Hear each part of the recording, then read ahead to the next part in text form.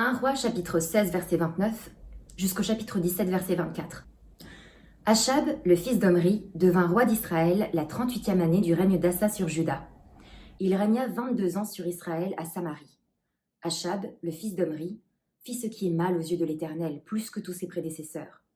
Comme si cela ne lui suffisait pas de se livrer au péché de Jéroboam, fils de Nébat, il prit pour femme Jézabel, la fille d'Ethbal, le roi des Sidoniens, et il alla servir Baal et se prosterner devant lui.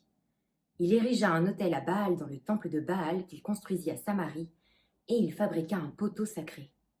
Achab fit plus encore que tous les rois d'Israël qui l'avaient précédé pour hériter l'Éternel, le Dieu d'Israël. À son époque, un certain Hiel de Béthel reconstruisit Jéricho. Il en jeta les fondations au prix d'Abiram son aîné, et il en posa les portes au prix de Ségub, son plus jeune fils, conformément à la parole que l'Éternel avait dite par l'intermédiaire de Josué, le fils de Nun. Chapitre 17. Élie le Tishbite, l'un des habitants de Galaad, dit à Achab: L'Éternel, le Dieu d'Israël, dont je suis le serviteur, est vivant. Il n'y aura ces années-ci pas de rosée ni de pluie, sauf sur ma parole. Puis la parole de l'Éternel fut adressée à Élie.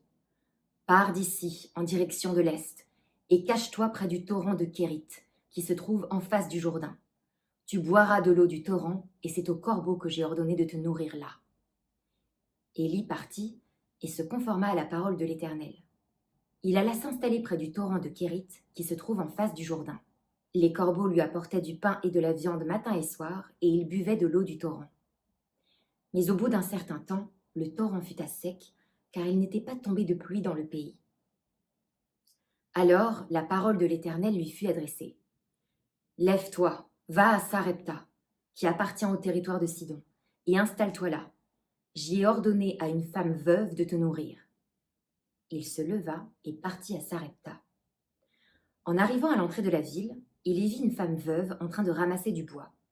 Il l'appela et dit : Je t'en prie, va me chercher un peu d'eau dans une cruche, afin que je boive. Et elle alla en chercher. Il l'appela de nouveau et dit : Je t'en prie, apporte-moi un morceau de pain dans ta main. Et elle répondit : L'Éternel, ton Dieu, est vivant.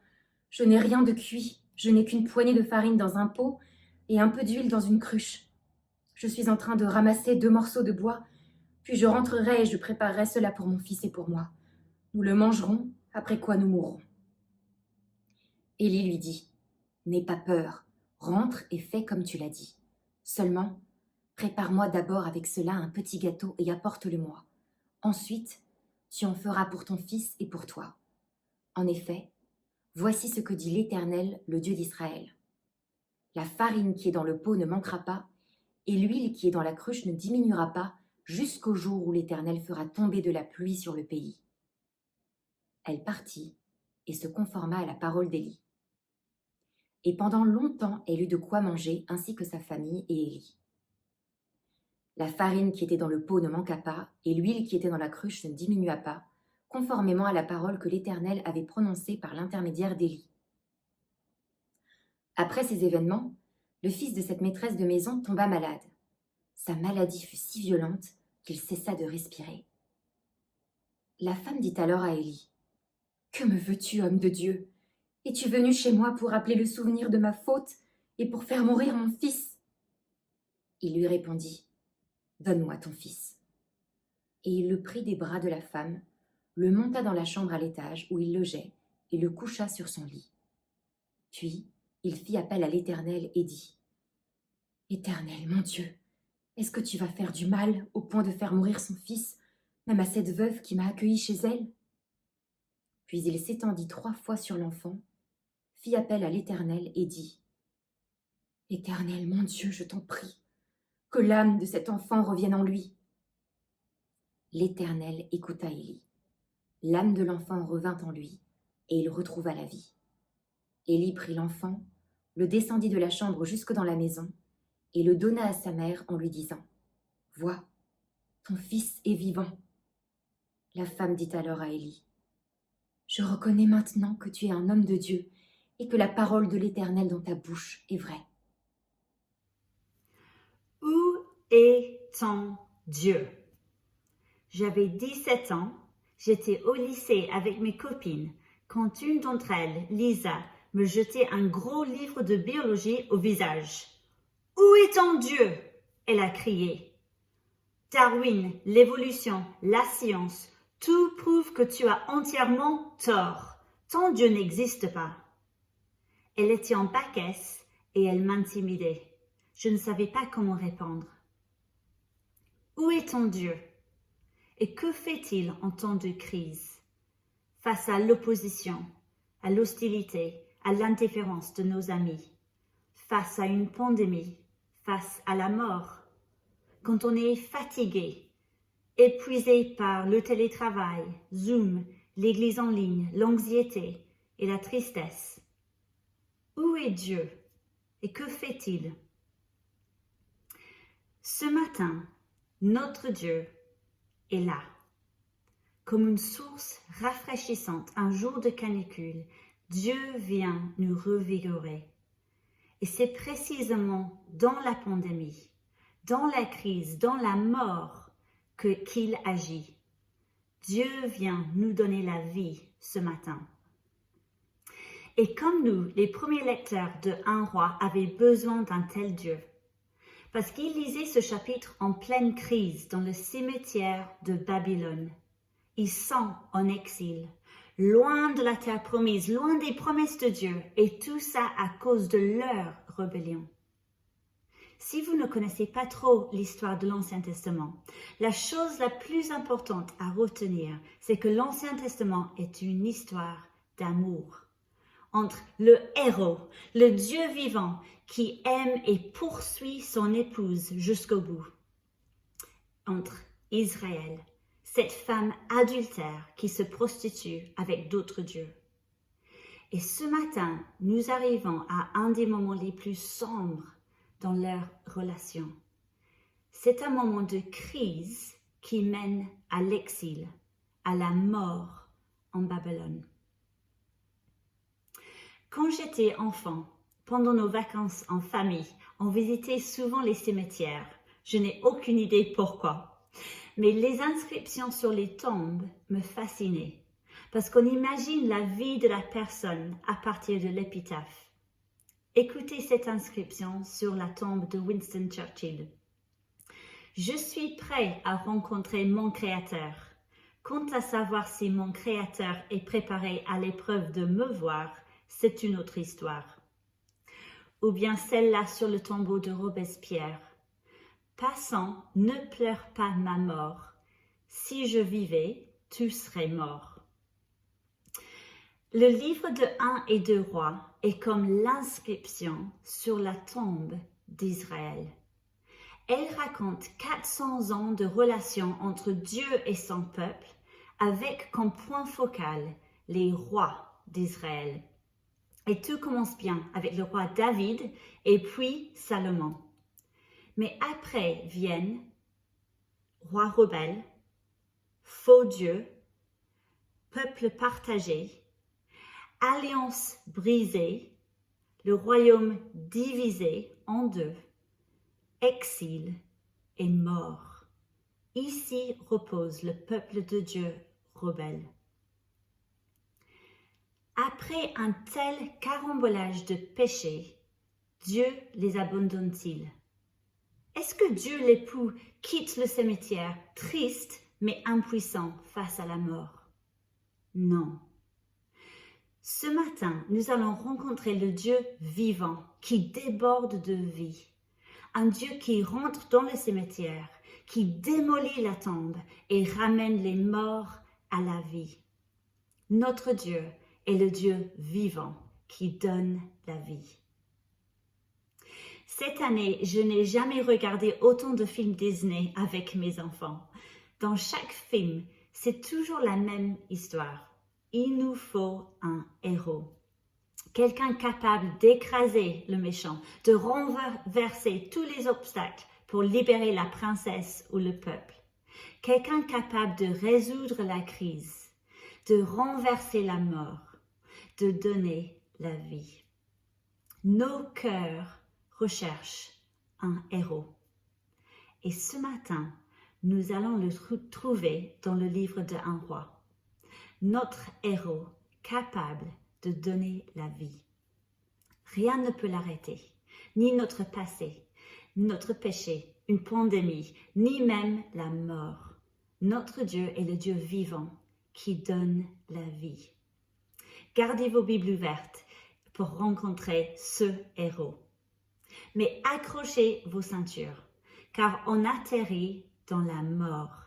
Et c'est notre premier point, dans la mort, au verset 29 à 34 du chapitre 16, dans la mort. Le peuple de Dieu fait face à une crise mortelle. Nous sommes en Israël, le royaume du Nord, en 874 avant Jésus. Akab vient d'accéder au trône et d'un point de vue humain, Akab semble avoir tout réussi. Il fait des alliances, il construit des villes, il fait fleurir l'économie. Mais l'Ancien Testament nous raconte l'histoire du point de vue de Dieu et son verdict se trouve au verset 30 et 33. Verset 30, Akab fait le plus de mal que tous ses prédécesseurs. Et verset 33, Akab fit plus encore que tous les rois d'Israël pour irriter l'Éternel, le Dieu d'Israël. Pourquoi Akab était si mauvais? Le verset 31 nous dit, il prit pour femme Jézabel, la fille d'Ethbaal, le roi des Sidoniens, et il alla servir Baal et se prosterner devant lui. Il érigea un autel à Baal dans le temple de Baal qu'il construisit à Samarie et il fabriqua un poteau sacré. Baal, Baal, Baal. Akab épouse une princesse étrangère et il sert son Dieu. Baal est une divinité locale responsable de la pluie et de la fertilité, mais Akab lui donne tout, des autels, un temple. Avec sa femme, Akab fait tout pour éradiquer le Dieu d'Israël de son propre pays. Il troque le vrai Dieu pour un mensonge, la vie pour la mort. Israël commet un adultère mortel. Elle trompe son Dieu avec un faux Dieu. C'est comme la femme qui aurait l'audace d'inviter un amant chez elle, celui qu'elle a trouvé sur Tinder la veille. Elle l'invite dans la propriété de son mari, dans le lit conjugal, et ce nouvel amant, sorti de nulle part, prend la place du mari. Israël trompe son Dieu, et Dieu, l'époux fidèle, a raison d'être en colère, parce que ce peuple est à lui, pas à Baal. Parce que Dieu donne la vie, mais Baal va les détruire. Israël est devenu une nation de zombies, de morts vivants, du plus grand au plus petit. Et c'est catastrophique au verset 34. Parce que 400 ans plus tôt, Dieu a détruit Jéricho, la ville de ses ennemis. Et il a interdit à son peuple de la reconstruire sous peine de mort. Mais, à l'époque d'Akab, les gens ne prennent plus Dieu sur parole. Comme le serpent dans le jardin, ils se demandent, Dieu a-t-il vraiment dit? Non, non, vous ne mourrez absolument pas. Et donc cet homme reconstruit Jéricho et ses 2 fils meurent. Quand le peuple rejette la parole de Dieu, il rejette Dieu, la source de vie, et c'est la mort. Regardez ma pauvre plante de basilic. Elle est morte. Elle ne lui a pas fallu longtemps pour mourir, à peu près 1 semaine. Sans eau, sans la source de vie, tout meurt. Se détourner de Dieu, c'est se débrancher de la source de vie. Israël est mort. Et nos amis à Babylone ont sûrement lu cette épitaphe avec désespoir. Quel gâchis! Si seulement il y avait un roi qui aime Dieu, de tout son cœur, qui mène son peuple à la vie. Si seulement il y avait un roi qui pourrait ressusciter les morts, un héros. Heureusement, Dieu intervient pour donner la vie. Dans la mort, le Dieu vivant parle. C'est notre prochain point. Dans la mort, le Dieu vivant parle. Et il parle pour réveiller les morts. Lisons le verset 1. Élie le Tishbite, l'un des habitants de Galad, dit à Akab, « L'Éternel, le Dieu d'Israël, dont je suis le serviteur, est vivant. Il n'y aura ces années-ci pas de rosée ni de pluie, sauf sur ma parole. » De nulle part, Élie débarque et fait sa première apparition dans la Bible. On ne sait pas grand-chose sur ce prophète, ce porte-parole de Dieu. Mais son prénom nous montre son allégeance à l'Éternel. Et son message, l'Éternel, le Dieu d'Israël, est vivant. Et vous n'avez pas réussi à le tuer. Dieu est vivant, il vous voit et il vous parle. Notre Dieu voit l'arrogance des autorités qui veulent faire taire Dieu. Et il n'est pas muet. Non. Il parle et il juge. Le prophète Élie regarde le roi Akab dans le blanc des yeux et il prononce que le jugement tombe. Pas de pluie jusqu'à ce que Dieu le dise. C'est un jugement pour ces casseurs de l'Alliance. C'est une malédiction promise bien avant pour un peuple rebelle. Et c'est aussi très ironique, parce que Baal est le soi-disant Dieu de la pluie, mais c'est l'Éternel qui ferme les cieux. Dieu parle pour juger, mais pas seulement. Parce qu'au milieu de tout ce mal, Dieu parle aussi pour donner la vie. Comme tous les prophètes de l'Ancien Testament, Élie est le haut-parleur divin, envoyé pour réveiller le peuple. Revenez au Dieu de l'Alliance. C'est le cri du parent qui voit son enfant qui court vers la route. Arrête!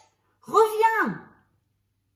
Dieu se sert de la crise, de la souffrance, pour nous rappeler à lui, afin de vivre. C.S. Lewis a dit, Dieu murmure dans nos moments de joie, mais crie dans nos souffrances. La souffrance est son mégaphone pour réveiller un monde engourdi. Qui sait? Peut-être que Dieu se sert de coronavirus pour réveiller un monde engourdi. Si notre monde continue de tourner aujourd'hui, c'est parce que Dieu est en train de réveiller des gens sans vie. Que fait Dieu dans une pandémie?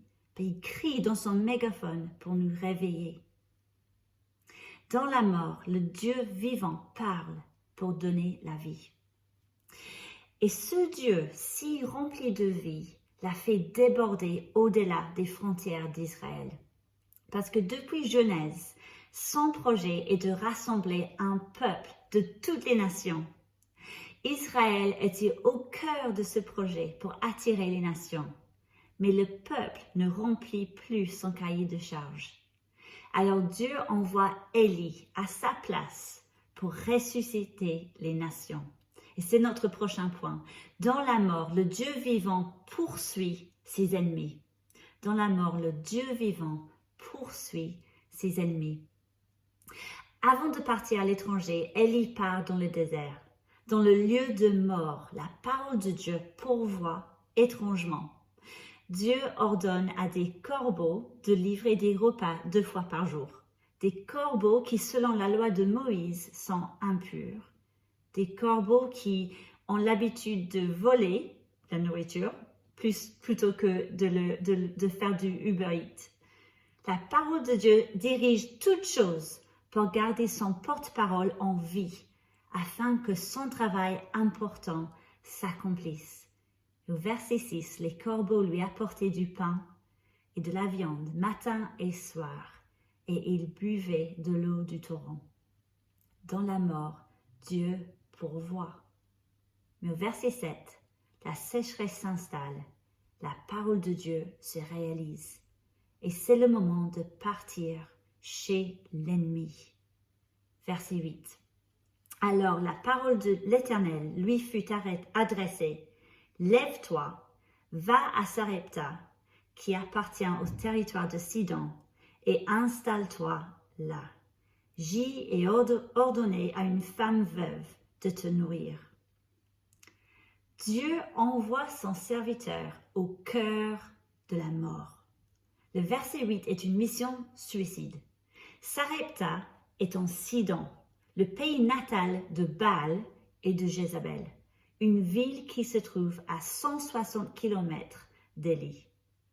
Dieu envoie son porte-parole en territoire ennemi, au cœur de la mort spirituelle.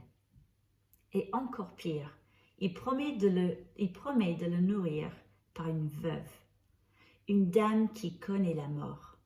Sans époux, sans la CAF, aurait-elle les moyens de nourrir Élie? Pourquoi ce détour mortel dans cette région, chez cette veuve? Parce que Dieu est impliqué dans une chasse aux morts, pas pour les condamner, mais pour leur donner la vie. En arrivant à Sarepta, Élie voit la veuve que Dieu a choisie en train de ramasser du bois. Il l'appelle pour boire de l'eau et manger du pain. Et il croit que ça va aller. Mais ça ne va pas du tout. Parce que cette femme fait face à la mort. Verset 12. Et elle répondit, « L'Éternel, ton Dieu, est vivant. Je n'ai rien de cuit. Je n'ai qu'une poignée de farine dans un pot et un peu d'huile dans une cruche. Je suis en train de ramasser 2 morceaux de bois. Puis je rentrerai et je préparerai cela pour mon fils et pour moi. Nous le mangerons, après quoi nous mourrons. » Toutes les belles promesses de Baal finissent par la mort. Baal ne donne pas la vie. Cette veuve rentre pour mourir. Mais c'est là, dans la vie brisée d'une femme désespérée, que Dieu produit la vie. N'aie pas peur, dit Élie. Et verset 14. En effet, voici ce que dit l'Éternel, le Dieu d'Israël. La farine qui est dans le pot ne manquera pas, et l'huile qui est dans la cruche ne diminuera pas, jusqu'au jour où l'Éternel fera tomber de la pluie sur le pays. Le Dieu vivant lui dit, « Je vais m'occuper de toi. » Et soudain, cette femme retrouve un avenir, un espoir. Elle ne cherchait pas Dieu, elle cherchait du bois, mais Dieu est venu la chercher. Sa parole de sauvetage l'a trouvée. Il a tant aimé cette femme, son ennemi, qu'il a envoyé Élie 160 km hors de son chemin pour la retrouver, comme un berger à la recherche de sa brebis perdue. Voici notre Dieu, un Dieu qui vient chercher ses ennemis, comme nous qui étions loin de Dieu, mortes de nos péchés, comme le dit Éphésiens. Quant à vous, vous étiez morts à cause de vos fautes et de vos péchés. Mais Dieu est riche en compassion. À cause du grand amour dont il nous a aimés, il nous a rendus à la vie avec Christ. C'est par grâce que vous êtes sauvés. Je ne cherchais certainement pas Dieu lorsque j'ai emménagé dans ma chambre d'étudiante à 19 ans. Je cherchais plutôt à me faire des amis, à faire la fête et picoler. Mais Dieu a placé 4 chrétiens dans ma résidence. Ils m'ont expliqué l'évangile clairement dès le premier soir. Dieu m'a poursuivi pour me donner la vie. et j'en serai toujours reconnaissante.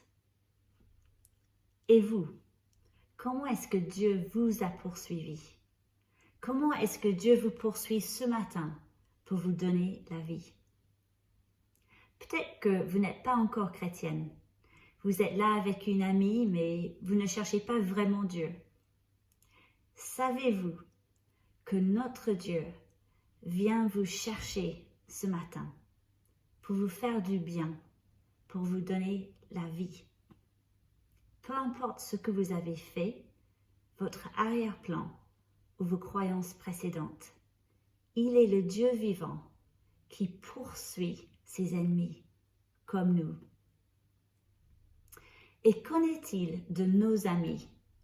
Dieu les poursuit-il? Revenons à mon amie biologiste, Lisa, qui m'a jeté son livre. Quelques mois après, elle est partie à l'université et on a perdu contact.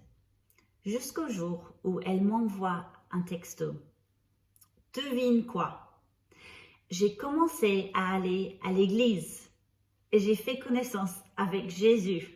Je suis devenue chrétienne et j'ai parlé de ma foi avec mes deux meilleures copines et elles ont accepté Jésus dans leur vie aussi. Je ne m'attendais pas à un tel message. Pourquoi? Parce que trop souvent, j'observe le monde avec mes lunettes mortelles. Je vois tant d'indifférence, d'hostilité chez mes amis. Personne ne semble intéressé par Jésus. Et à tout ça s'ajoute la souffrance et les difficultés de mes amis et mon témoignage qui est minable. Et à mes yeux, c'est impossible que Dieu puisse agir dans tout ça. Mais quand Dieu me tend ses lunettes de vie, je vois le monde tel qu'il est vraiment. Finalement, ce qui compte, ce n'est pas l'enthousiasme de nos amis pour Dieu. La Bible est très claire. Personne ne cherche Dieu. Non, ce qui compte, c'est l'enthousiasme de notre Dieu. Son dynamisme pour poursuivre ses ennemis. Ce Noël, nous étions un peu découragés dans nos efforts pour présenter Jésus à Bordeaux. Le Covid nous a mis des bâtons dans la roue. On était fatigués et tout semblait à plat. Mais en préparant ce message, ce passage, Dieu m'a enseigné qu'il donne la vie dans la mort. Il a transformé ma perspective. Ni les contraintes sanitaires, ni l'église en ligne, ni la fatigue, ni l'indifférence de nos amis n'empêchent Dieu d'agir. Qui est-ce qu'on suit? Un Dieu complexé, en retrait dans les coulisses, qui espère être aimé? Non! Notre Dieu est engagé à poursuivre nos amis, à prendre l'initiative de donner vie aux morts, à produire la foi par sa parole puissante. Parce que c'est la parole de Dieu qui produit la vie chez cette dame. Pas la gentillesse ou l'amour d'Élie, pas ses arguments convaincants.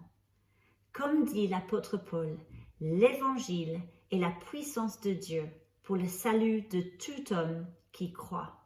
C'est cette parole, cet évangile qui produit la foi chez n'importe qui. La femme voilée, l'athée, la lesbienne, la bien-pensante, la philosophe, la rejetée. Si nous voulons voir Dieu agir dans nos communautés, appuyons-nous sur la puissance de cet évangile qui donne la vie. Et donc, verset 15, cette veuve partit et se conforma à la parole d'Élie.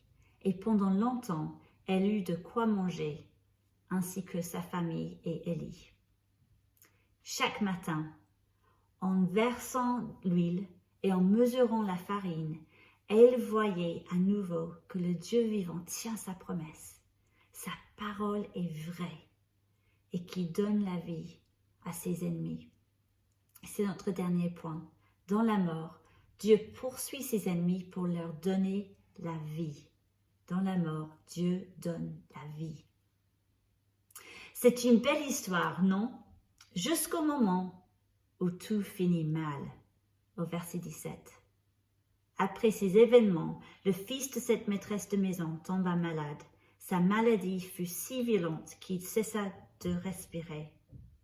La mort a enfin brisé cette famille. Friedrich Hegel, le philosophe allemand, a appelé la mort le maître absolu. C'est notre ennemi imbattable. Mais Dieu avait promis de garder cette famille en vie. Qu'est-ce qu'il fait? Pourquoi cette mort? La veuve s'interroge. Est-ce que Dieu est contre moi? Est-ce qu'il est venu pour nous faire mourir? Élie attrape le garçon mort et l'emmène directement vers la seule personne qui peut aider, le Dieu vivant. Verset 21. Puis il s'étendit 3 fois sur l'enfant, fit appel à l'Éternel et dit « Éternel mon Dieu, je t'en prie que l'âme de cet enfant revienne en lui. » C'est une prière désespérée. Élie sait que Dieu donne la vie, mais maintenant il prie pour un miracle inédit dans l'histoire de l'humanité, une résurrection, qu'un cœur mort puisse battre à nouveau, que des poumons morts puissent respirer. Il ne peut que prier parce que devant la mort, nous sommes sans ressources. Le proverbe dit « On trouve remède à tout, excepté à la mort ». Les médecins les plus doués, le vaccin le plus efficace, ne font que retarder le jour de notre mort. Élie prie pour une résurrection. Mais pourquoi Dieu ferait-il un tel miracle maintenant, en temps de jugement? Et pourquoi ici, chez Baal? Et pourquoi pour elle, une veuve inconnue? Et pourquoi Dieu écouterait-il cette prière simple? Parce qu'il est le Dieu vivant qui donne la vie, même au milieu de la mort. Verset 22. L'Éternel écouta Élie. L'âme de l'enfant revint en lui et il retrouva la vie. Élie prit l'enfant, le descendit de la chambre jusque dans la maison et le donna à sa mère en lui disant « Vois, ton fils est vivant. » Vois, ton fils est vivant, une parole qui renverse sa vie et toute l'histoire. C'est la première résurrection, une parole qui mène à une confession de foi au verset 24. Je reconnais maintenant que tu es un homme de Dieu et que la parole de l'Éternel dans ta bouche est vraie. Dans la mort, Dieu donne la vie.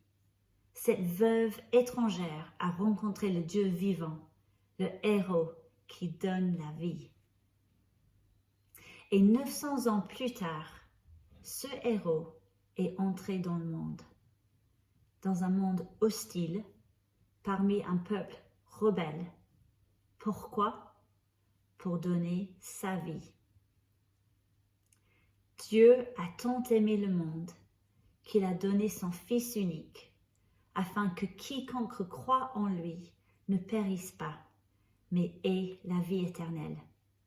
Dieu, en effet, n'a pas envoyé son Fils dans le monde pour juger le monde, mais pour que le monde soit sauvé par lui.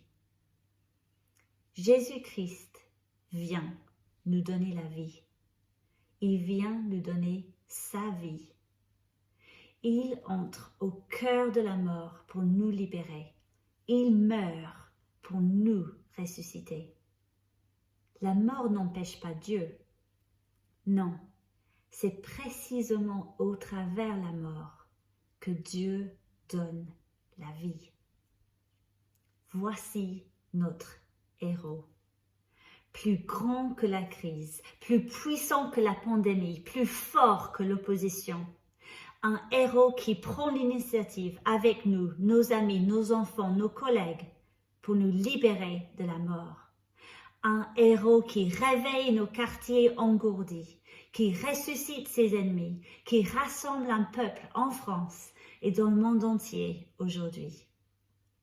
Chères sœurs, est-ce votre Dieu? un Dieu vivant, un Dieu dans l'action, un Dieu qui fait tout le nécessaire pour rassembler son peuple, y compris aujourd'hui, dans une pandémie. Soyons rassurés, notre Dieu est vivant, il agit. Mais soyons aussi motivés, car Dieu se sert de nous pour ressusciter nos amis. Il nous appelle à prier pour nos amis, à annoncer sa parole puissante qui revigore, à nous réjouir de voir nos amis ressuscités. Il nous appelle à renoncer à nous-mêmes pour donner notre vie pour les autres. Lilia Trotter a donné sa vie pour les autres. Célibataire d'une famille aisée, passionnée par l'art, tout le monde lui disait de ne pas renoncer à son talent d'artiste. Mais elle est devenue chrétienne et elle a préféré suivre Christ jusqu'au bout. Attirée par l'Algérie, elle a entendu que les femmes et les enfants musulmans mouraient sans entendre parler de Jésus-Christ. Malgré son état de santé fragile et l'opposition de son entourage, elle est partie vivre en Algérie. Et c'était là, sans force, sans moyens, face aux autorités musulmanes, dans la mort, Dieu a poursuivi son peuple au travers de Lilia. Les nouveaux convertis à Jésus étaient souvent empoisonnés, voire tués. Mais dans la mort, Dieu donne la vie.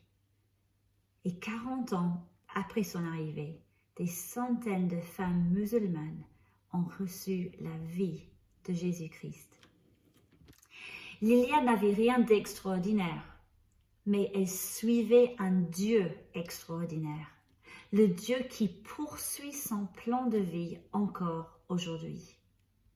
Aujourd'hui, c'est le jour de salut.